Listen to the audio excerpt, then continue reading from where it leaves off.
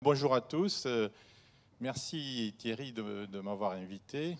Je crois qu'on s'est rencontrés il y a 1 an à peu près. Et pour moi, c'est une des belles rencontres depuis que je fais ce métier. Une partie de ma vie, ça a été dans l'industrie automobile, en tant qu'équipementier. Et puis depuis quelques années, j'accompagne des dirigeants et des entreprises dans la transformation.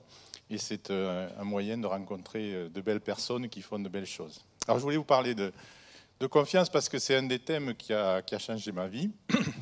Pardon. Et en fait, alors, est-ce qu'on peut mettre la première slide? Pourquoi on a besoin de la confiance? En fait, c'est parce que le monde devient compliqué. De compliqué devient complexe. Avant, quand c'était compliqué, on pouvait s'organiser, répéter les mêmes choses tous les jours, et ça marchait. Et c'est pour ça qu'on s'est organisé avec des pyramides, avec ceux qui savent et ceux qui exécutent. Mais ça ne marche plus parce que le complexe n'est plus complètement prévisible. Donc le complexe, c'est quoi? C'est que l'environnement change. Les clients veulent autre chose. Les cycles de vie des produits se raccourcissent. Et quand on veut passer du compliqué au complexe, en fait, il y a quelque chose qui ne fonctionne plus du tout. C'est ce qu'on appelle le mode push. C'est-à-dire, je décide tout ce que je vais faire avant, je le fais, je contrôle. Ça, c'est le mode push. C'est ce qu'on faisait avant, très bien. Et en fait, le complexe nécessite qu'on écoute le client et qu'on se mette tous ensemble en intelligence collective. Et là, on passe en mode pool parce qu'on amène des solutions au client. Mais là, pour que ça fonctionne entre nous, il faut qu'on se fasse confiance.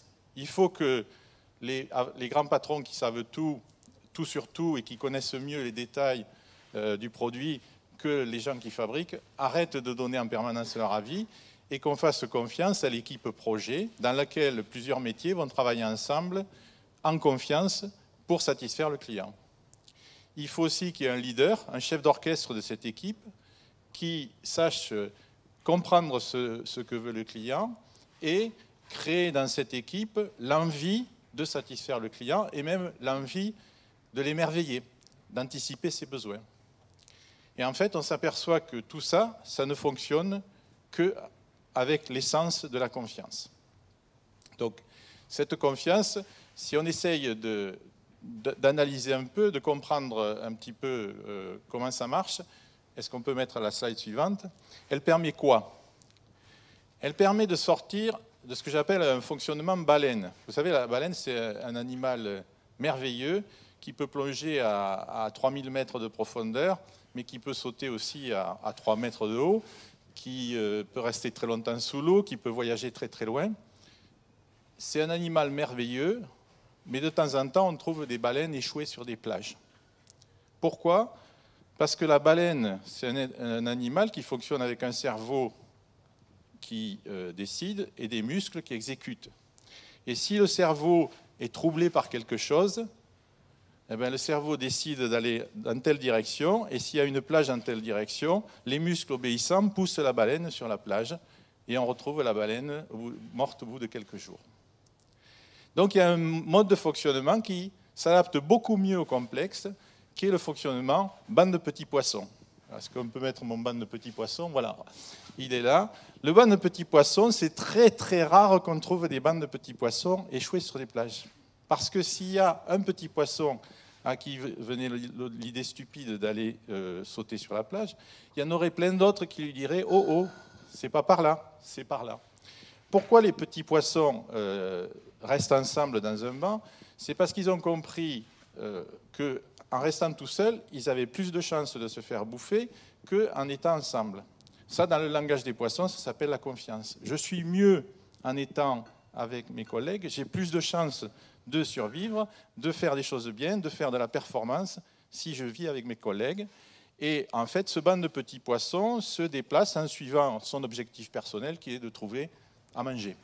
Et quand on compare avec l'entreprise, eh bien on sort de la baleine, c'est-à-dire à la direction décide de tout et les muscles obéissants exécutent, et on passe au banc de petits poissons où chacun a un cerveau et des muscles et agit en coopération avec les autres, en confiance, en poursuivant une vision, un sens, on l'a dit tout à l'heure, donc une étoile.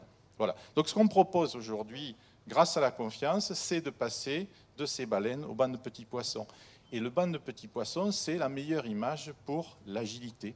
L'agilité, c'est agir ensemble dans un environnement perturbé qui change tout le temps, mais de façon efficiente pour le bonheur de tous. Alors, on va essayer de creuser un peu plus la confiance, ça se construit comment? C'est quoi en fait? Et là, en discutant avec pas mal de personnes pour qui la confiance est importante, on en est venu à une petite simplification. On dit la confiance, c'est comme un tabouret à 3 pieds. S'il manque un pied, le tabouret il va faire clic-cloc, il va se balancer. Et si on coupe complètement le pied, le tabouret il tombe. Ces 3 pieds, le premier, c'est la transparence.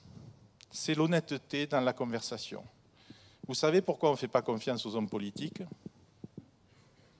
Parce qu'ils ne sont pas transparents. Ils ont ce qu'ils disent et ce qu'ils pensent. C'est le contraire de la transparence. C'est la première raison pour laquelle aujourd'hui il y a une faillite totale de la politique, alors que la politique c'est noble, parce que c'est ça qui nous guide.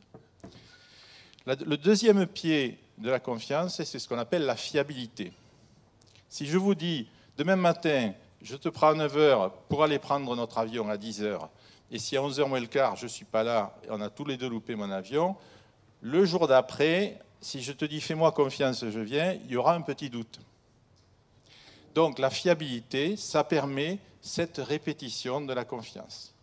Donc si on veut donner un coup de couteau à la confiance, il n'y a qu'à casser ça, et on est sûr que le cycle va s'arrêter.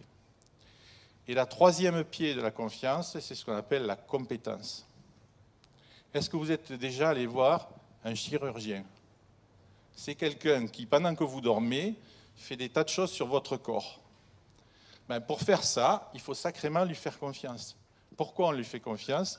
C'est parce qu'il a étudié pendant longtemps, parce qu'il est certifié pour faire ça, et donc c'est aussi nécessaire à la confiance. Donc quand on veut travailler en confiance avec une équipe, on vérifie ça. Et quand un manager veut qu'on ait confiance en lui, on vérifie ça aussi.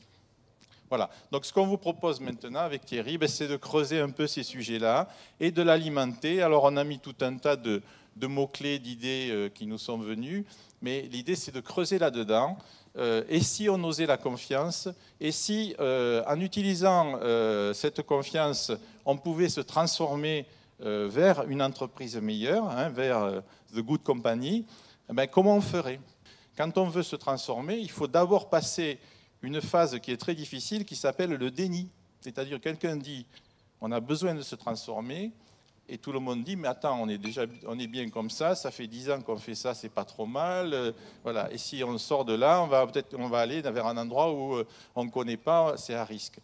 C'est cette confiance-là qui permet de passer cette bosse du déni et de rentrer dans tout le processus de transformation. Voilà. Donc, place à l'intelligence collective et essayons ensemble de trouver de bons chemins pour la confiance. Merci.